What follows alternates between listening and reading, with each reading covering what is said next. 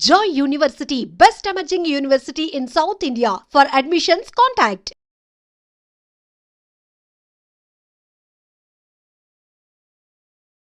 Welcome to I dream. Maoist ఆ ముగ్గురులో Gajarla Ravi alias ఉదయ్తో పాటు అరుణ, అదేవిధంగా గాజర్ల రవి గన్మ్యాన్ అంజు ముగ్గురు చనిపోయినట్లుగా తెలుస్తుంది. సంఘటన స్థలంలో 3 AK-47 పోలీసులు స్వాధీనం చేసుకున్నారు.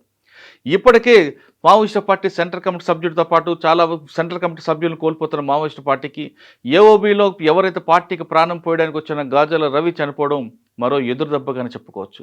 గాజర్ల రవికి సంబంధించిన ముగ్గురు అన్నదమ్ములు కూడా పార్టీలో ఉన్నారు. ఈ ముగ్గురులో గాజర్ల రవితో పాటు మరో వ్యక్తి కూడా చనిపోయారు. కానీ గాజర్ల అశోక్ అతను మాత్రం సరెండర్ ప్రస్తుతం బయట ఉన్నారు.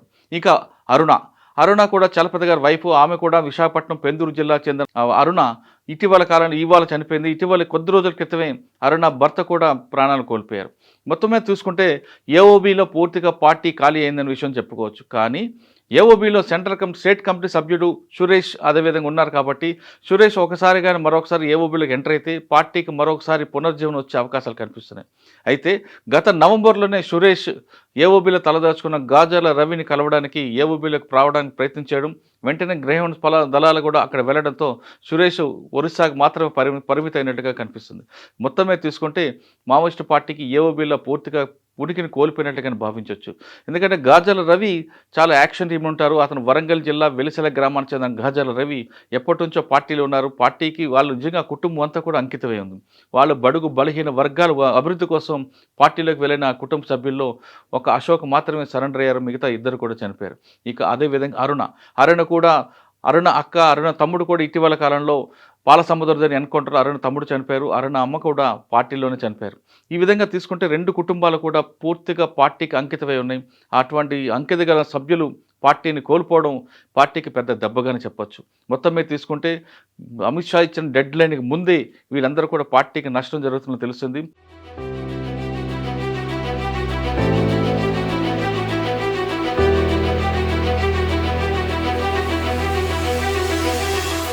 అమిత్ షా ఇచ్చిన 2026 మార్చి సరికి ఖచ్చితంగా 6 రాష్ట్రాల్లో మావోయిస్టు ఉనికి కనపడకూడదని ఒక టార్గెట్ ఇవ్వడంతో అందుకు అనుగుణంగా 6 రాష్ట్ర పోలీసులు కోఆర్డినేషన్ చేసుకుంటూ వెళ్లడంతో పార్టీకి పెద్ద దెబ్బగానే చెప్పొచ్చు. ఒకవైపు ఛత్తీస్గఢ్, మరోవైపు జార్ఖండ్, మరోవైపు ఒడిశా, ఇంకోవైపు ఆంధ్ర, తెలంగాణ, ఈ 6 రాష్ట్రాల పోలీసులు కోఆర్డినేషన్తో వెళ్ళడం, ఈ 4 రాష్ట్రాల పోలీసులకి ఆంధ్ర, తెలంగాణ సంబంధించిన ఎస్ఐబి కానీ గ్రేహౌండ్స్ ఇన్పుట్స్ ఇవ్వడంతో మిగతా 4 రాష్ట్రాల పోలీసులు మావోయిస్ట్ ఆపరేషన్కి చాలా ఫాస్ట్గా వెళ్తున్నారు. ఆపరేషన్ కగార్ అని పేరు మీద ప్రారంభించిన ఈ ఆపరేషన్లో ఆంధ్ర, తెలంగాణ సంబంధించిన గ్రేహౌండ్స్ అధికారులు ఎస్ఐబి వాళ్ళ ఇన్పుట్స్తో సక్సెస్గానే వెళ్తుందని భావిస్తున్నారు. మరోవైపు కేవలం ఎన్కౌంటర్ కాకుండా ఎవరైతే జనజీవన శ్రమతలకు వస్తారో వాళ్ళకి ప్రభుత్వ పథకాలు అందిస్తామంటూ 6 రాష్ట్రాల ఉన్నతాధికారులు చెప్తున్నారు. కానీ పార్టీకి అంకితమైపోయి బడుగు బలహీన వర్గాల అభివృద్ధి కోసం పార్టీలకి వెళ్ళిన వాళ్ళు అయితే మరణంతోనే ఉండాలి, లేదా మనం బుల్లెట్తో రాజ్యం సాధించాలని నమ్మే వాళ్ళు మాత్రం బయటికి రాకుండా ఈ విధంగా గాజర్ల రవిలో కానీ, లేదా మనం చూస్తున్న బసవరాజు కానీ, అదేవిధంగా చలపతి కానీ వీళ్ళందరూ కూడా పార్టీని కోల్పోతున్నారు. ఇక మావోయిస్టు పార్టీలో ఎవరు సెంట్రల్ కమిటీ మెంబర్ అవుతారు, ఎవరు కార్యదర్శి అవుతారనేది చర్చ ఇప్పుడు నడుస్తుంది. అంటే బసవరాజు చనిపోయిన తర్వాత ఆ పార్టీలో ఎవరు అవుతారు కార్యదర్శిగా అనేది, సెక్రటరీ ఎవరు అవుతారనేది ఇప్పుడు ప్రస్తుతం చర్చ. సెక్రటరీగా అవ్వాల్సిన వాళ్ళు తీసుకుంటే తెలంగాణకు సంబంధించిన మల్లోజు వేణుగోపాల్ అవ్వచ్చు, లేదా తిరుపతి అయినా అయ్యే అవకాశాలు కనిపిస్తున్నాయి. లేదు ఛత్తీస్గఢ్ సంబంధించిన రాజన్న కానీ అయ్యే అవకాశాలు ఉన్నాయి. కానీ మొత్తం మీద తీసుకుంటే పొలిటికల్ బ్యూరోలో తీసుకుంటే మల్లోజు వేణుగోపాల్కి పెద్ద పట్టుంది. అదేవిధంగా మిలిటరీ ఆపరేషన్లో తీసుకుంటే తిరుపతికి పట్టుంది. కాబట్టి వీళ్ళిద్దరు ఎవరైనా సెక్రటరీ అయ్యే అవకాశం ఉంది. అయితే ఈ సెక్రటరీ అవ్వాలంటే మావోయిస్టు పార్టీ పోలిట్ బ్యూరో సమావేశం నిర్వహించిన తర్వాత అందులో దీని విషయమే చర్చిస్తారు. ఈ చర్చలు జరుగుతున్న సమయంలోనే గాజర్ల రవి ఈరోజు చనిపోవడంతో పార్టీకి మరో ఊహించిన దెబ్బ అనుకోవచ్చు. ఈ విధంగా పార్టీని చూస్తుంటే 6 రాష్ట్రాల పోలీసులు కూడా ఉక్కిరి బిక్కిరి లేకుండా చేయబట్టి ఇటువంటి నష్టాల మీద నష్టాలు పార్టీకి జరుగుతున్నాయి. మరోవైపు పార్టీకి పోలీసుల వైపే కాకుండా ప్రజల నుంచి కూడా సానుభూతి లేకపోవడంతో పార్టీ మనుగడకి మరో కష్టంగా తెలుస్తుంది. ఎటు చూసినా పోలీసులు కనిపిస్తున్నారు. అన్నిటికన్నా ఇంపార్టెంట్ ప్రకృతి కూడా సహకరించిపోవడం వాళ్ళకి మరో దెబ్బ. ఒకవైపు అడవుల్లో ఉన్న వాళ్ళందరూ కూడా బయటికి రావడం ఎండల్లో, ఇప్పుడు వర్షాలు పడినా తిరిగి అడవి ప్రాంతానికి వెళ్ళాలనుకున్న సమయంలోనే పోలీసులు ఈ విధంగా మాట వేసి చేయడం. అంతేకాకుండా పోలీసుల దగ్గర ఎక్సలెంట్కి సంబంధించిన ఒక టెక్నాలజీ ఉంది. ఆ technology drone technology, thermal technology వాడడం, అడవిలో ఎవరు ఎక్కడ తిరుగుతున్నా బంకర్‌లో దాక్కున్న ఆ డ్రోన్ టెక్నాలజీ అంటే థర్మల్ టెక్నాలజీ ద్వారా పిన్ పాయింట్ పట్టుకొని కరెక్ట్ టైంకి వెళ్ళి అక్కడ ఎన్కౌంటర్ చేస్తున్నారు. మనం ఇదంతా ఒక పార్ట్ అయితే, మనం ఇప్పుడు ఇటీవల చూస్తున్న బసవరాజు గారి విషయంలో గానీ, అదేవిధంగా చలపతి గారి విషయంలో గానీ, ఇప్పుడు గాజాల రవి. వీళ్ళందరూ పోలీసులు కేవలం సెంట్రల్ కమిటీ మెంబర్లు మాత్రమే, స్టేట్ కమిటీ మెంబర్లు మాత్రమే టార్గెట్ చేస్తున్నట్లుగా ఈ వరుస సంఘటనలు మనకి రుజువు చేస్తున్నాయి. ఎందుకంటే ఇప్పుడు మనం చూసిన 3 ఎన్కౌంటర్‌లో వాళ్ళకి పట్టుకొచ్చి, హింసించి చంపినట్లుగానే దాఖలాగా ప్రజా సంఘాలు ఆరోపిస్తున్నాయి. అందుకు అనుగుణంగానే వాళ్ళ ఫేసులు కూడా క్లియర్‌గా ఉన్నాయి. ఒంటి మీద ఎలాంటి దెబ్బ కూడా కనపట్లేదు. కానీ ఇటీవల జరిగిన ఎన్కౌంటర్‌లో ఎక్కడ చూసుకున్నా మావోయిస్టు పార్టీ మిగతా సభ్యులు, మిలిషియా సభ్యులు దారుణంగా ఒంటి మీద తుపాకీలు, బుల్లెట్ దెబ్బలతో చనిపోయిన సంఘటనలు కనిపిస్తున్నాయి. కానీ ఈ ముగ్గురు మాత్రం ఆ విధంగా కనిపించట్లేదు. అంటే పోలీసులు కూడా కింద స్థాయి సభ్యులు కాకుండా కేవలం టార్గెట్‌ని సెంట్రల్ కమిటీ మెంబర్‌ని, స్టేట్ కమిటీ మెంబర్‌లే ఎంచుకున్నట్లుగానే మనకు వరుస సంఘటనలు రుజువు చేస్తున్నాయి. అంటే మరోవైపు మనకున్న అనధికార సమాచారం ప్రకారం 6 రాష్ట్రాల పోలీసులు సెంట్రల్ కమిటీ మెంబర్ ఎవరైనా ఆచూకీ తెలిపితే వాళ్ళకి లక్షలాది రూపాయలు ఇవ్వడానికి కూడా సిద్ధంగా ఉన్నారు.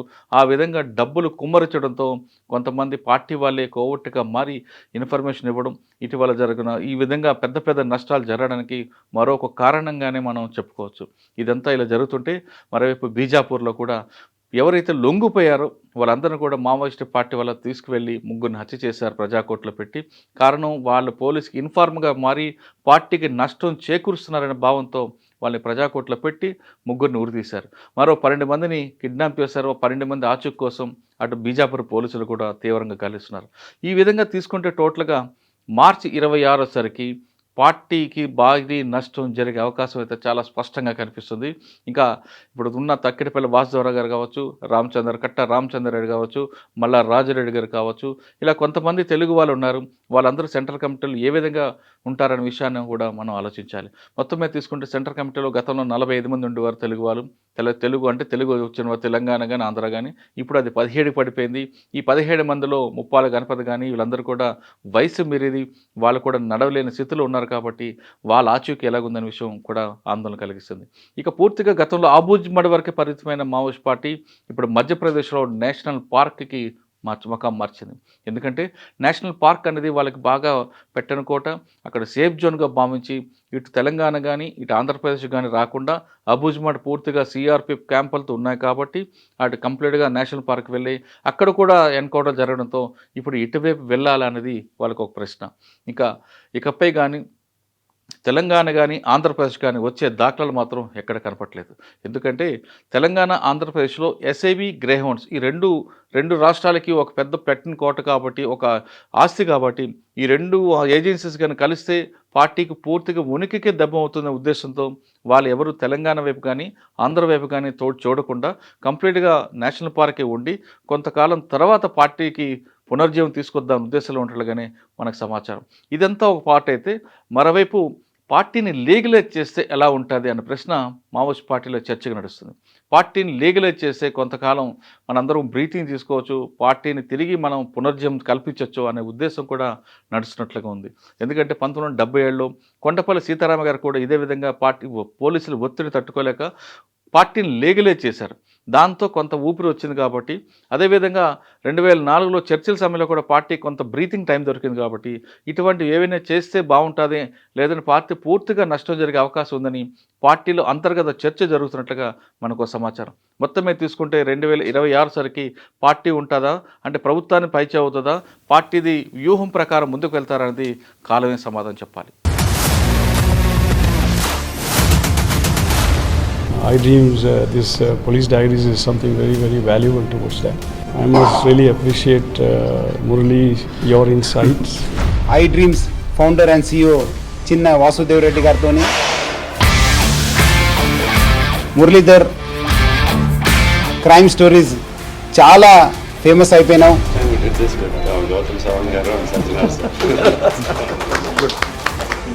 Well done. Congratulate him for doing so well.